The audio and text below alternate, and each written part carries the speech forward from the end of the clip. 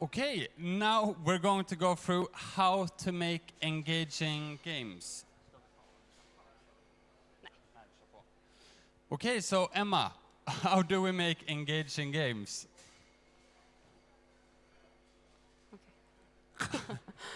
That's a question I'm going to ask you, actually. Okay. So what you do is what we've already talked about. You have to have games where you feel competent, where you're improving. You don't have to be good when you start a game, but you should be able to feel a progression that you're getting better with each attempt. You should have relatedness, feeling like you have meaningful relationships. That could be with the characters in the game. So it could be with NPCs or different characters there. There could also be fun communities like Elden Ring. There's a lot of meme posting, which I think is pretty fun. So even though I don't communicate in-game, there's a big community outside of the game. So I can still feel relatedness outside of the game. And then autonomy, feeling like you're the origin of your actions and you're free to explore and do things instead of being like arbitrarily bound. Like everybody hates the invisible walls in games. It's just stupid. So autonomy is very important. So how do the factors look in game?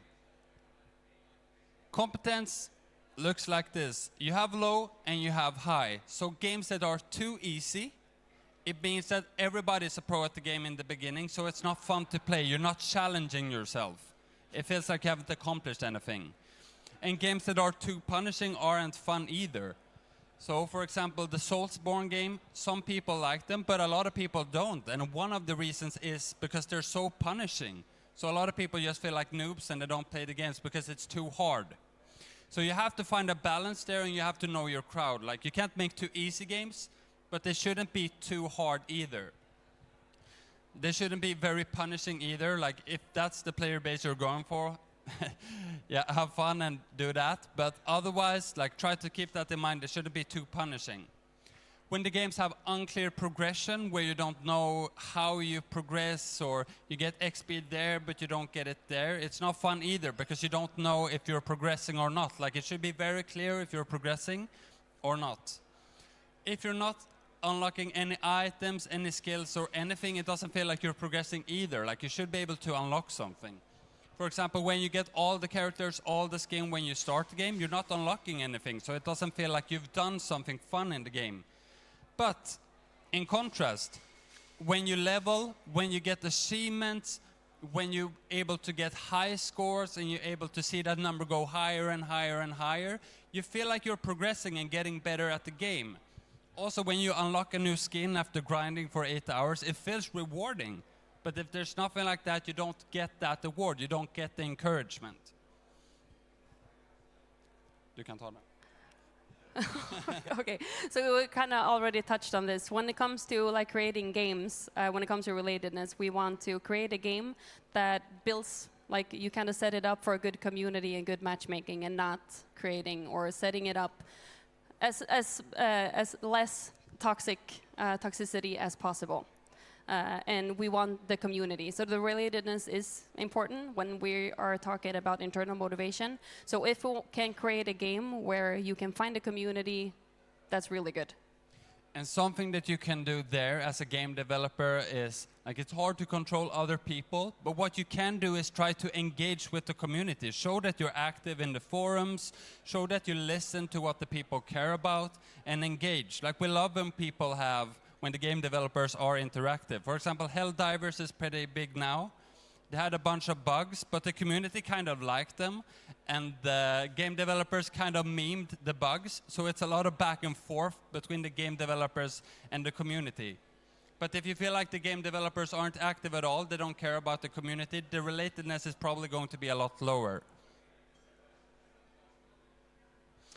Lastly, autonomy. We've spoken a bit about this as well. So having no freedom means lower autonomy, but having too much freedom means that you have lower autonomy as well. It's like when you go to a restaurant and they have 200 items, you have no idea what to choose. So you don't really feel like you have a choice because there's too much choice. So instead you should have freedom, but it should be in reason. Like games, all games have rules. If a game doesn't have any rules, it's not really a game. Like you have to have a certain structure. but it shouldn't be arbitrary, it should be understandable, and it should be pretty free, but within reason. So no arbitrary limits like invisible walls or anything like that. If the limits are logical, like if you understand them, if you go into the game and it makes sense in the game's world, then people don't have a problem with limits, but it should make sense within that world instead of like invisible walls. Also broken strats, meaning that you can just press like triangle or whatever and just complete the game that way, means that all the people are going to play that way, and no people are going to try different strats that go outside of that, because you could just might as well press triangle. So you should be able to make a game that's balanced, where it's fun and rewarding to try different strats instead of just going for like the broken strat. So try to have balanced strats. Du kan trycka. Yeah. Okay, so before we jump into flow, just to wrap it up, there are 3 components of internal motivation. So either if you are trying to improve your own internal motivation, or if you're trying to create a game that kind of enhances internal motivation, you want to work on competence, relatedness, and autonomy. Flow. Joar. So one method of making engaging games is trying to manipulate flow. What flow basically is when you lose track of time and you're so immersed in the game that nothing else is important. When you have games that are good at inducing flow, you sit in the games for hours and hours and hours on end, and you don't want to stop. So how do we make games that induce flow? Pretty recent research, they've started to do this, I think 2023, from America, has shown that flow is basically a function of the means and the outcome. The means being what you're doing in the game. So for example, in Flappy Bird, it's just pressing. In Candy Crush, it's swiping. In basketballs, it will be shooting free throws or whatever. And the outcome is the outcome. Like if you get a high score, if you beat the level, whatever. So in principle, the function is like this. If you maximize the uncertainty before observing the means, so when you play the game, it's very uncertain if you're going to succeed or not, what score you're going to get, and you maximize the reduction of uncertainty after observing the means, the game is going to induce more flow. So this might sound pretty mathematical, but it isn't really that hard in principle. So what this means is that when you go into the game, it shouldn't be clear that you're just going to beat the level, but it shouldn't be clear that you're just going to lose. Like you should have like a 50-50 or as even chance as possible for each outcome. So you don't know. So every time you play the game, it's an exciting moment. But when you play the game and you like progress through the levels, it should be clear whether you're going to get first place, second place, or a certain high score. Like if you play a game and the points you get are completely random, like you don't know how the high score works, it's not fun. So for example, in Flappy Bird, you should know that each time you go in between the different columns, you get a point. So there, you're not sure if you're going to make it or not, and after you make it, you're 100% sure that you're getting a point. But if you were to just get randomly points, like every other time you go through it, or every third time, or just some random algorithm, it wouldn't be as fun. So in principle, maximize the uncertainty before observing the means, like before you go into the game, and maximize the uncertainty that's reduced after playing the game. So this can sound a bit complicated, but if you're interested in this and how to manipulate flow, feel free to talk at any of us at AEP afterwards. So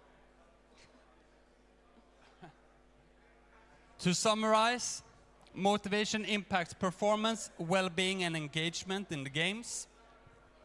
Internal motivation is more important than external motivation. And we have the 3 components, competence, relatedness, and autonomy, and that leads to this internal motivation. And the information between the means and the outcome, so the maximize uncertainty before observing the means, and the maximize reduction of uncertainty after observing the means, leads to more flow. Yep. So that was us. Thank you for listening. And if you're interested, you can scan this code to connect with us as AEP, or you can just chat us up if you see us around. Thank you, guys.